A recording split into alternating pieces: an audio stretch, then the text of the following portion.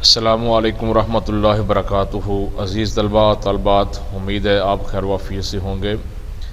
اسلامیات لازمی کا چوتھا سبق سورۃ انفال کا 9th کلاس کا سلیبس کے مطابق، سمارٹ سلیبس کے مطابق اس کا لیکچر جاری کیا جا رہا ہے۔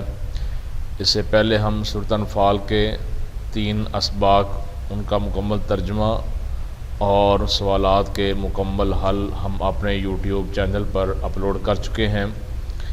آج سمارٹ سلیبس کے مطابق سورۃ انفال کا آخری سبق بھیجا جا رہا ہے۔ اس میں سورۃ انفال کا یہ چوتھا سبق ہے۔ آیت نمبر 29 سے لے کے 37 تک۔ یا ایھا الذین آمنوا، اے ایمان والو، مومنو، ان تتقوا اللہ، اگر تم اللہ سے ڈرو گے، یجعل، وہ پیدا کر دے گا، لکم، تمہارے لیے، فرقانا، امر فارق۔ فرقان اس کا ویسے لفظی معنی ہوتا ہے فرق کرنا، فرق کرنے والا۔ اللہ رب العزت نے قرآن مجید میں قرآن کو بھی فرقان کہا ہے، چونکہ قرآن حق اور باطل میں، جھوٹ اور سچ میں، اسلام اور کفر میں فرق کرتا ہے۔ یہاں پہ اللہ رب العزت نے فرقان جنگ بدر کو کہا ہے، چونکہ جنگ بدر سے مسلمانوں کی فتح آ جانے سے بھی یہ بات واضح ہو گئی کہ دونوں گروپوں میں سے حق پر کون ہے، سچ پر کون ہے اور باطل پر کون ہے۔ وَيُكَفِّرْ، اور مٹا دے گا، عنکم، تم سے، سیئاتکم، تمہارے گناہ، وَيَغْفِرْ لَكُمْ، اور تمہیں بخش دے گا، وَاللَّهُ ذُو الْفَضْلِ الْعَظِيمِ، اور اللہ بڑے فضل والا ہے۔ مومنو، اگر تم خدا سے ڈرو گے، وہ تمہارے لیے امر فارق پیدا کر دے گا، تم کو ممتاز کر دے گا، علیحدہ کر دے گا، فرق کر دے گا، اور تمہارے گناہ مٹا دے گا اور تمہیں بخش دے گا، اور اللہ بڑے فضل والا ہے۔ اس میں لفظ آیا ہے ان تتقوا اللہ، اگر تم اللہ سے ڈرو گے، اگر تقوی اختیار کرو گے۔ تقوی کہتے ہیں اللہ کے ڈر کو، اللہ کے خوف کو، گناہ کو، نافرمانی کو، معصیت کو اس وجہ سے چھوڑ دینا کہ میرا اللہ دیکھ رہا ہے، اللہ کے ڈر کی وجہ سے گناہ چھوڑ دینا، اس کو تقوی کہا جاتا ہے۔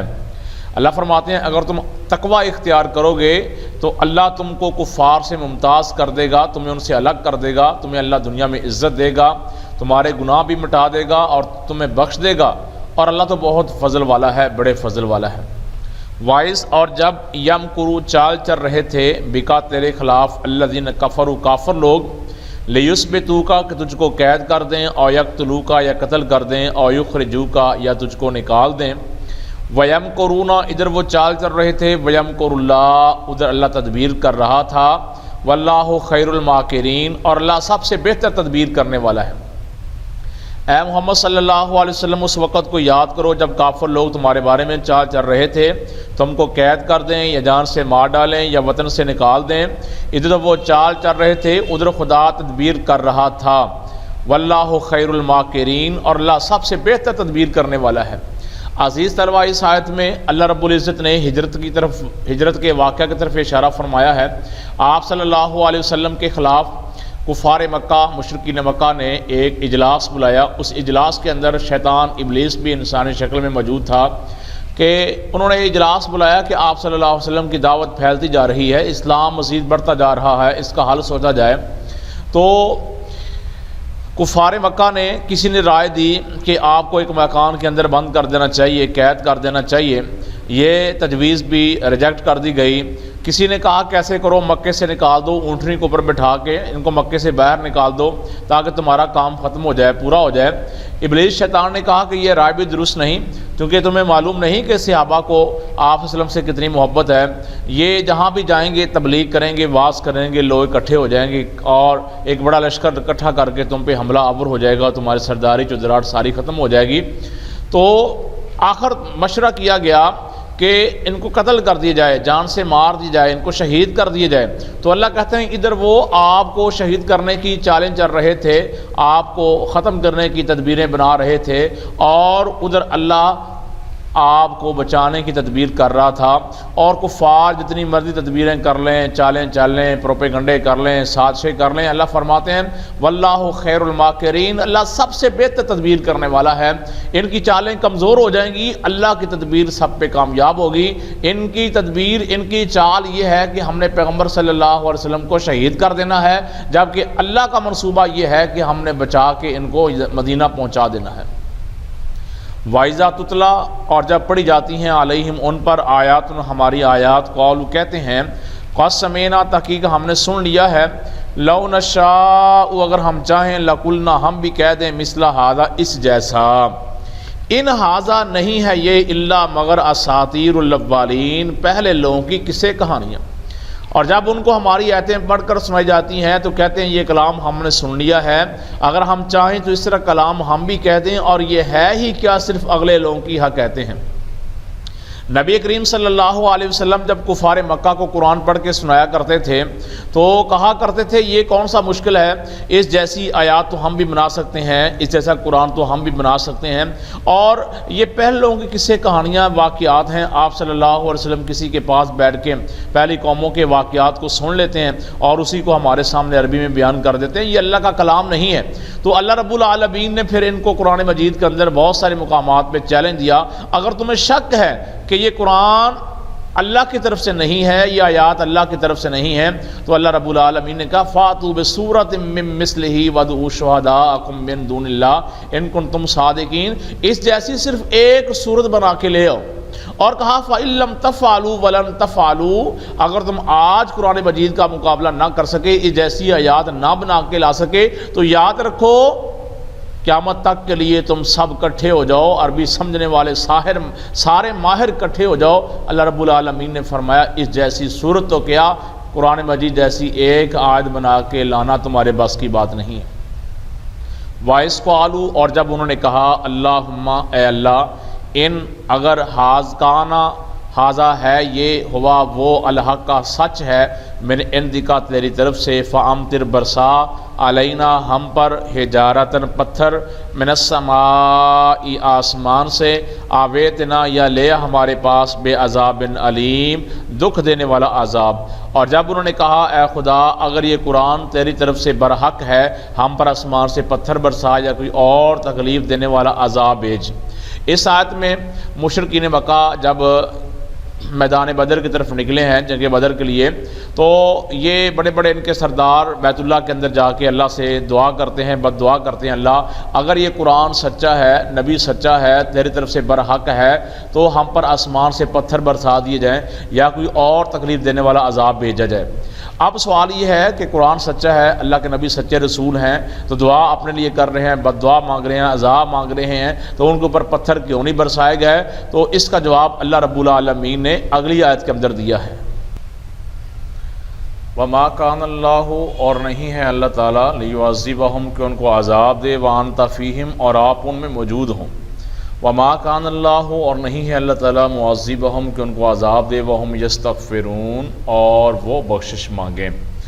اس آیت میں اللہ رب العزت نے یہ وجہ بیان کر دی ہے کہ ان کو عذاب نہیں دیا گیا۔ اللہ فرماتے ہیں کہ ان کی کرتوتیں، ان کے فعال تو ایسے ہیں کہ ان کے اوپر پتھروں کی بارش بھیجی جائے، لیکن چونکہ ابھی آپ صلی اللہ علیہ وسلم موجود ہیں، یہ اللہ کا اصول ہے کہ جب تک پیغمبر قوم میں موجود ہوتا ہے، قوم کے اوپر، بستی کے اوپر اللہ کا عذاب نہیں آیا کرتا، اللہ کی گرفت نہیں آیا کرتی۔ اور دوسری وجہ یہ بیان کر دی کہ انہی لوگوں کے اندر ہی ایسے لوگ ہیں جو اللہ سے اپنے گناہوں کی معافی مانگتے ہیں، بخشش مانگتے ہیں، ان کی وجہ سے بھی ہم ان کے اوپر عذاب نہیں بھیج رہے۔ وَمَا لَهُمْ اور کیا ہے ان کے لیے، اللہ يُعَذِّبَهُمُ اللَّهُ کہ اللہ ان کو عذاب نہیں دے گا، وَهُمْ اور وہ يَصُدُّونَ اور روکتے ہیں، عَنِ الْمَسْجِدِ الْحَرَامِ مسجد حرام سے، وَمَا كَانُوا أَوْلِيَاءَ اور وہ اس مسجد کے متولی نہیں ہیں، خادم نہیں ہیں، ان اولیاءہ اس کے متولی تو إِلَّا الْمُتَّقُونَ پرہیزگار ہیں، وَلَٰكِنَّ اور لیکن اکثرہم ان میں سے اکثر لا یعلمون نہیں جانتے۔ اور اب ان کے لیے کون سی وجہ ہے کہ وہ انہیں عذاب نہ دے جبکہ وہ مسجد محترم میں نماز پڑھنے سے روکتے ہیں اور وہ اس مسجد کے متولی بھی نہیں ہیں؟ متولی کا مطلب ہے دیکھ بھال کرنے والے، مسجد کا خیال کرنے والے۔ اس کے متولی تو صرف پرہیزگار ہیں لیکن ان میں سے اکثر نہیں جانتے۔ مشرکین مکہ اپنے آپ کو مسجد حرام یعنی خانہ کعبہ کے متولی، اس کی دیکھ بھال کرنے والا کہا کرتے تھے، اور سمجھتے تھے کہ ہم اس بنا پر مسلمانوں سے افضل ہیں کہ چونکہ ہم مسجد حرام کی، بیت اللہ کی دیکھ بھال کرتے ہیں، صفائی ستھرائی کا بندوبست کرتے ہیں، حاجیوں کی خدمت کرتے ہیں، ان کو کھانا وغیرہ کھلاتے ہیں، تو اللہ فرما رہے ہیں تم مسجد حرام کے متولی نہیں ہو، مسجد حرام کے متولی، اس کی دیکھ بھال کرنے والے اصل وہ متقی ہیں، پرہیزگار ہیں۔ وَمَا كَانَ صَلَاتُهُمْ، اور نہیں ہے ان کی نماز، عند البیت خانہ کعبہ کے پاس، الا مگر مکاءً سیٹیاں، و تصدیہ اور تالیاں، اور ان لوگوں کی نماز خانہ کعبہ کے پاس سیٹیاں اور تالیاں بجانے کے سوا کچھ نہ تھی۔ فذوقوا العذاب، پس چکھو تم عذاب کو، بما کنتم تکفرون، تو تم جو کفر کرتے تھے اب اس کے بدلے عذاب کا مزہ چکھو۔ اللہ کہتے ہیں کہ مسجد حرام کے متولی کیسے ہو سکتے ہیں جبکہ نماز اس میں یہ پڑھتے نہیں۔ جب آپ صلی اللہ علیہ وسلم قرآن کی تلاوت کرنے کے لیے، نماز پڑھنے کے لیے کھڑے ہوتے ہیں تو مشرکین مکہ پیچھے سے تالیاں بجاتے ہیں، سیٹیاں مارتے ہیں، شور مچاتے ہیں۔ اللہ کہہ رہے ہیں تم تو اللہ کے گھر میں آ کے سیٹیاں مارتے ہو، تالیاں بجاتے ہو، تو تم مسجد حرام کے کیسے متولی ہو سکتے ہو؟ تو قیامت کے دن ان کو کہا جائے گا دنیا میں تم جو کفر کرتے تھے، شرک کرتے تھے، اب اس کے بدلے میں یہ تمہیں جہنم کا عذاب دیا جا رہا ہے۔ ان الذین، بے شک وہ لوگ، کفروا جو کافر ہیں، ینفقون خرچ کرتے ہیں، جو لوگ کافر ہیں اپنا مال خرچ کرتے ہیں، لیصدوا عن سبیل اللہ، تاکہ وہ اللہ کے راستے سے روکیں، لوگوں کو خدا کے راستے سے روکیں۔ یعنی کافر لوگ اسلام کو روکنے کے لیے، اسلام کا راستہ روکنے کے لیے، بند کرنے کے لیے اپنا سرمایہ لگاتے ہیں، پیسہ لگاتے ہیں، خرچ کرتے ہیں۔ اللہ کرتے ہیں فَسَيُنْفِقُونَ، سو بھی اور خرچ کریں گے، یعنی اپنا یہ مال خرچ کرتے رہیں گے۔ ثم، پھر تکون ہو جائے گا، علیہم ان پر، حسرتاً افسوس، مگر آخر وہ خرچ کرنا ان کے لیے موجب افسوس ہوگا۔ یعنی دنیا میں پیسہ لگائیں گے اسلام کا راستہ روکنے کے لیے، لیکن دنیا میں اسلام غالب آئے گا تو پھر یہ افسوس کریں گے کاش کہ ہم اپنا پیسہ خرچ نہ کرتے۔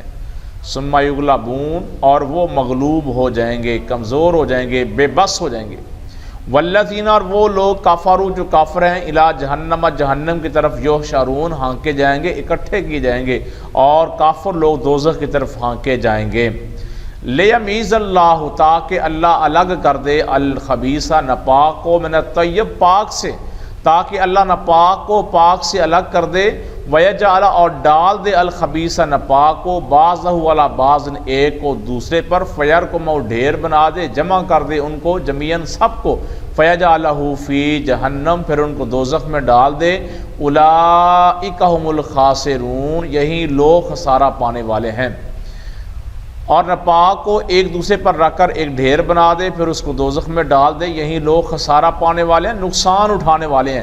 دنیا کے اندر بھی نقصان ملا، اپنا پیسہ لگایا، سرمایہ لگایا، اپنی طاقتیں لگائیں اسلام کا راستہ روکنے کے لیے، لیکن اس کا فائدہ کچھ نہ ہوا۔ قیامت کے دن بھی اس پیسے کا فائدہ نہیں ہوا، بلکہ الٹا نقصان ہو گیا، جہنم کا داخلہ مل گیا۔ اس لیے لفظ خسارہ یہاں پہ اللہ تعالیٰ نے بولا ہے کہ دنیا کے اندر بھی نقصان اور آخرت کے دن بھی نقصان۔ الکلمات و تراکیب، الفاظ کے معنی، یثبتو، وہ قید کر دیں، مکان، سیٹیاں، فیرکمہ، وہ جمع کرے اسے، اساطیر الاولین، پہلوں کی کہانیاں، تصدیتاً، تالیاں۔ سوالات، مشقی سوال، السوال الاول، پہلا سوال، اس سبق میں تقویٰ کے کیا انعامات بیان کیے گئے ہیں؟ پہلا سوال، اس کا اسی سبق کی پہلی آیت مکمل جواب ہے، مومنو، اگر تم خدا سے ڈرو گے، وہ امر تمہارے لیے امر فارغ پیدا کر دے گا اور تمہارے گناہ مٹا دے گا اور تمہیں بخش دے گا، اور اللہ بڑے فضل والا ہے۔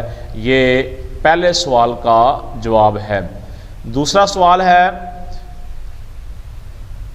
وَإِذْ يَمْكُرُ بِكَ الَّذِينَ كَفَرُوا میں کس واقعے کی طرف اشارہ ہے؟